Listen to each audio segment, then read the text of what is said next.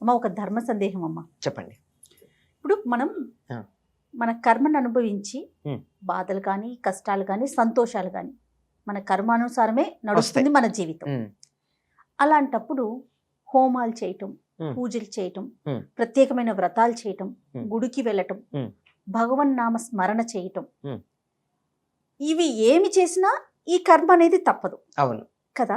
ఉమ్. అప్పుడు చాలా మంది యువతకి ఇలాంటి ప్రశ్న తలెత్తుతుందమ్మా. ఉమ్. ఎలా అయినా తప్పదు కదా, ఉమ్. ఇవన్నీ చేయటం ఎందుకు, ఉమ్. ఎందుకు చేయాలి? కర్మను బట్టి మన ఫలితం అనేది ఆధారపడి ఉంటుంది. ఉమ్. అలాంటప్పుడు మళ్ళీ మనము పూజలు, హోమాలు, వ్రతాలు ఇవన్నీ ఎందుకు చేయాలి? ఈ ప్రశ్నకి అసలు సమాధానం ఏం చెప్పాలమ్మా? ఇంగ్లీష్లో ఓ సామెత ఉంది, తెలుగులో చెప్తా దాన్ని. చెప్పండి. ఇంగ్లాండ్లో చాలా భయంకరమైనటువంటి వ్యాధిగా పరిగణించేది జలుబు, ఇన్ఫ్లుయెన్జా. అంతే కదా, చలి దేశం, ఒకసారి వస్తే పోదు అక్కడ. అవునవును. వాళ్ళు ఏమంటారంటే, ఒక సామెత ఏమిటంటే, జలుబు చేస్తే మందు వేసుకుంటే ఒక్క వారం రోజుల్లో తగ్గుతుంది, మందు వేసుకోకపోతే 7 రోజులు ఉంటుంది. అంటే మాటలోనే వారం అనగానే తక్కువని భావన, తగ్గుతుంది అనగానే సంతోషం. 7 రోజులు అంటే చాలా పెద్దది, ఉంటుంది అంటే అమ్మో ఉంటుంది అని. ఇలా అంటే ఇలాగే ఉంటాయమ్మా మాటల్లో. అంతేగాని ఇప్పుడు అయితే మందు వేసుకోవడం మానారా? మానలా. మందు వేసుకోవడం వల్ల జరిగింది ఏమిటి? కొంచెం ఉపశమనం ఉంటుంది కదా. అంతే, ఉపశమనం ఉంది కదా. అంటే ఏం జరిగింది? జలుబే భయంకరంగా బాధపడకుండా ఆ జలుబుని భరించగలిగినటువంటి శక్తి వచ్చింది. అవునా కదా? అవును. అలాగే ఏదన్నా దెబ్బ తగిలితే ఆపరేషన్ చేస్తున్నారు, ఆపరేషన్ చేసేటప్పుడు మన శరీరాన్నే కోస్తున్నారు కదా. ఆ శరీరానికి అక్కడ బాధ ఉందా లేదా? ఉన్నది కదా. కానీ అనస్థీషియా ఎందుకు ఇస్తున్నారు? ఆ బాధ మనకి ఎక్కువగా తెలియకుండా బాధ ఉంది, తెలియటల్లా. అంటే తెలిస్తే గిలగిల్లాడుతున్నాం, తెలియకపోతే అనుభవిస్తున్నాం. కానీ pain is inevitable, suffering is optional అంటారు. నొప్పి తప్పదు, బాధ తప్పుతుంది. ఇదే కర్మ సిద్ధాంతంలో మీరు చెప్పిన దానికి. అనుభవించటం అన్న తప్పదు, కానీ అనుభవించేటప్పుడు మనం బాధపడడంలో తీవ్రత తగ్గుతుంది. తేలికగా అనుభవిస్తాం, హాయిగా అనుభవిస్తాం. తప్పదండి. ఒక చిన్న ఉదాహరణ మా గురువు గారు ఎప్పుడు చెప్పేది మీకు చెప్తాను. అంటే అది బాగా ఆయన మాకు మనసులకు హత్తుకునేట్టు చెప్పారు గనక అది చెప్తే అందరికీ కూడా అర్థమవుతుందని. తప్పకుండా. ఒకరి జాతక రీత్యా ఏదో గ్రహాలు ఉంటాయి కదా, ఆ గ్రహాల కారణంగా కాలు విరగాల్సి ఉంది. భగవంతుణ్ణి ప్రార్థిస్తే లేక దేవుణ్ణి పూజిస్తే భగవంతుడికి వీరి మీద కాస్త దయ కలిగితే కాలే మంచం మించి కదలకుండానే ఉంటాడు. కాలు సర్జరీ అవసరం లేకుండా చిన్న దెబ్బ తగిలి అస్సలు కదలలేని పరిస్థితుల్లో మంచం మీద ఉంటాడు.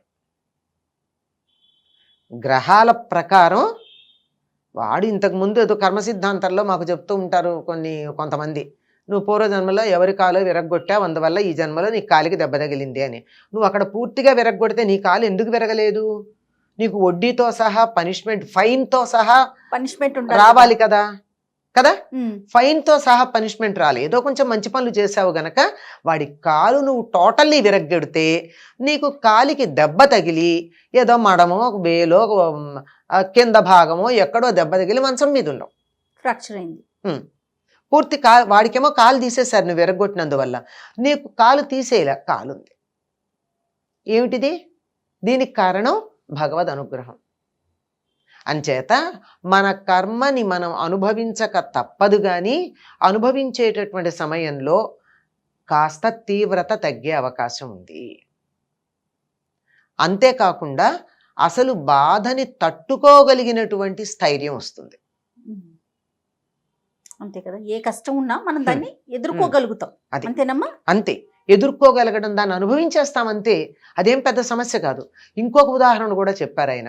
ఎట్లాగంటే మనకి తెలుసు అనుకో, కొంత ఆలోచన ఉందనుకో, ఆలోచన గనక ఉన్నట్టయితే దాన్ని పరిహరించుకునే మార్గం ఏమిటంటే ఆ గ్రహాల కారణంగా, అంటే పూర్వజన్మలో చేసిన పనులు, దానివల్లే కదా గ్రహాల ప్రభావం మన మీద ఉంటుంది.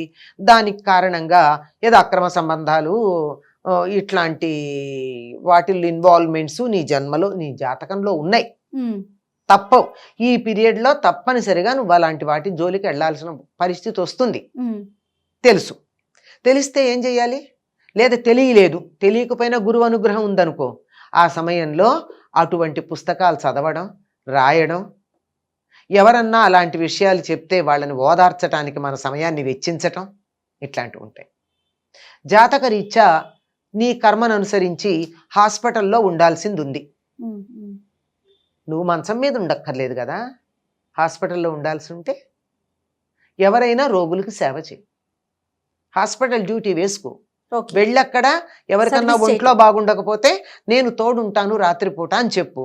హాస్పిటల్లో ఉంటావు, అన్ని రకాల అందరూ పడుతున్న బాధలు చూస్తావు, నువ్వు ఎవరిని అటెండ్ అవుతున్నావో వాళ్ళ బాధలన్నీ వింటున్నావు, వాళ్ళు కేకలు పెట్టినప్పుడు అలా నువ్వు కూడా మనసులో అయ్యో అంటూ ఉన్నావు. నువ్వు భౌతికంగా బాధపడలేదు కానీ నువ్వు కర్మ మాత్రం అనుభవించావా లేదా? హాస్పిటల్లో ఉండటం అనేది రాసింది కాబట్టి ఖచ్చితంగా ఉన్నావు. ఖచ్చితంగా ఉన్నావు.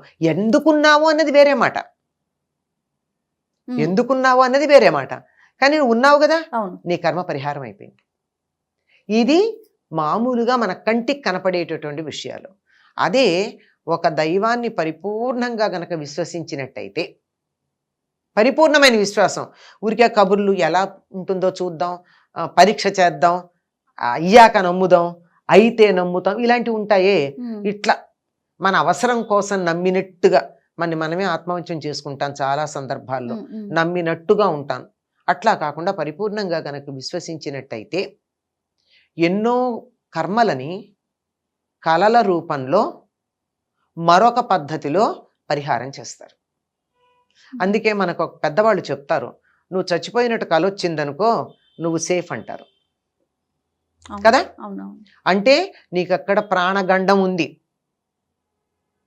నువ్వు నమ్మిన దైవం నీకేం చేశాడు, కలలో మృత్యు బాధ కలిగించి తొలగించేశాడు. ఇంత వివరం చెప్పరు. నేను చచ్చిపోయినట్టు కల వచ్చిందండి, నాకు భయంగా, ఏం పర్వాలా, నువ్వు చచ్చిపోయినట్టు వచ్చిందా, నువ్వు సేఫ్ అని చెప్తారు. నీ ఆయుష్ ఇంకా పెరుగుతుంది అని చెప్తారు. అవును, ఇట్లాంటివి, ఇలాంటి రూపంలో మనకున్నటువంటి చెడు కర్మ పరిహారం అవుతుంది. మంచి కర్మకు కూడా అలాగే పోయేది ఉంది. అందుకే ఎవరన్నా బంగారం ఇస్తే చాలా మంది చేత్తో తీసుకోరు. నాకు ఇవాళ స్వర్ణయోగం ఉంటే ఒకసారి తీసేసుకున్నాగా పోయిందంటారు. అంటే నాకు బంగారం రావాల్సి ఉంది, మీరు నన్ను చూడండి అన్న బంగారం నా చేతికి ఇచ్చారు, పుచ్చుకున్నాను, బంగారం పుచ్చుకుని నాకు కర్మ సరిపోయింది కదా, మళ్ళీ మీ వస్తువు మీకు ఇచ్చేసా నాకు పోయింది. అందువల్ల ఏం చేస్తారు, అమ్మో బంగారం అలతో తీసుకోను, నాకున్న స్వర్ణయోగం కాస్త పోయింది అని చెప్పి మళ్ళీ అక్కడ పెట్టేస్తారు. అంచేత మంచైనా చెడైనా చేసిన వారికి చేసుకున్నంత, అంతే కదండి, అంతే, అనుభవించక తప్పదు. అనుభవం ఎట్లా అన్న దాంట్లో తేడా వస్తుంది. కనుక ఈ దానాలు అవి చేయడం వల్ల ఆ తీవ్రత తగ్గుతుంది. అదే కాలు పోవాల్సింది వేలికి దెబ్బ తగులుతుంది. నువ్వు మంచం మీద ఉండకుండా హాస్పిటల్లో మంచం మీద ఉన్న వాళ్ళని చూస్తావు. ఆ చెత్త పనులు నువ్వు చేయకుండా తత్సంబంధమైన వినడమో, చదవడమో, చూడడమో మన దురదృష్టం కొద్దీ మన నట్టింట్లోకి వచ్చేసాయి కదండి. అవునమ్మా, పెద్ద స్క్రీన్లు, చిన్న స్క్రీన్లు, ఇంత స్క్రీన్లు, వాటిల్లో నీ ఇష్టం ఉన్నా లేకపోయినా బలవంతంగా కొన్ని చూస్తావు, అసహించుకుంటేనే చూస్తావు, తప్పదు. ఎవరింటికో వెళ్ళి కూర్చున్నావు, వాళ్ళు ఏదో టీవీ పెట్టారు, నాకు ఇష్టం లేదు కానీ చూడక తప్పదు కదా. అయిపోయింది, నీ కర్మ కాస్త పరిహారం అయింది. నీకు ఆ రకంగా ఇన్వాల్వ్ అవ్వాల్సినటువంటి ఇదేదైతే ఉందో ఆ జాతకంలో రాసున్నది అది పోయింది. కనుక ఇవన్నీ తీవ్రత తగ్గడానికి చాలా చక్కగా దేవీ భాగవతంలో చెప్తాడు. పరీక్షిత్తు నీకు 7 రోజుల్లో మరణం ఉంది అనంగానే అతనే వచ్చి చెప్తాడు కదా, మహర్షే వచ్చి చెప్తాడు, నా కొడుకు ఇలా చేశాడు, పొరపాటు అయింది అని చెప్తావు, నువ్వేం పరిహారం చేసుకుంటావు అని చెప్పి వెళ్ళిపోతాడు. అంటే నిజాయితీ అలా ఉండేది ఆ రోజుల్లో. నా కొడుకు శపించాడు, నీకు 7 రోజుల్లో మరణం వస్తుంది, పరిహారం ఏం చేసుకుంటావో చేసుకోమని. అప్పుడు అందరినీ పిలిపిస్తాడు. ఏదైనా దోషం గనక ఉన్నట్టయితే మంత్రం చేత, మణి చేత, ఔషధం చేత అది తొలగుతుంది గనక వీటిల్లో ఏదో ఒకటి ప్రయత్నం చేయండి అని అడుగుతాడు. మంత్రం వల్ల పరిహారం ఉంటుంది, మణి వల్ల పరిహారం ఉంటుంది, ఔషధం వల్ల పరిహారం ఉంటుంది. ఇవి చేయమని చెప్తాడు. కనుక వీటి వల్ల పరిహారాలు చేస్తే అసలు పోవు, కానీ ఆ తీవ్రత తగ్గుతుంది. అనుభవించే శక్తి వస్తుందేమో. అనుభవించే శక్తి ఒకటి వస్తుంది, తీవ్రత కూడా తగ్గుతుంది. ఇందాక చెప్పాను కదా, కాలు పోవాల్సింది, కాలికి విరిగేసి నీ మంచంలో ఉండాల్సింది చిన్న దెబ్బ తగిలి కింద కాలు పెడితే నొప్పిగా ఉంది కదల్లేను అని అందులో మనకు బాగా మన గారాబం చేసేవాళ్ళు ఎవరో ఉండి మంచం మీద కూర్చోబెట్టి అన్నీ చేస్తారు. మంచం మీదే ఉన్నావు, కాలు పోలా, కాలికి సంబంధించిన నొప్పి అయితే వచ్చింది. ఇవన్నీ కొన్ని ఎనస్థీషియా లెవెల్లో పనిచేస్తాయి, కొన్ని పరిహారం లెవెల్లో పనిచేస్తాయి, కొన్ని కాంపెన్సేటరీగా పనిచేస్తాయి. కానీ ఎంత కాంపెన్సేషన్ అయినా లోటే కదమ్మా. ఖచ్చితంగా. అంచేత అనుభవించక తప్పదు. అనుభవించే పద్ధతుల్లో మార్పులు వచ్చి మనకి ధైర్యం వస్తుంది. పైగా ఇంకొకటి చాలా కొసమెరుపు ఏమిటంటే దాన్ని ఏమంటారు, ఐసింగ్ ఆన్ ది కేక్ అని.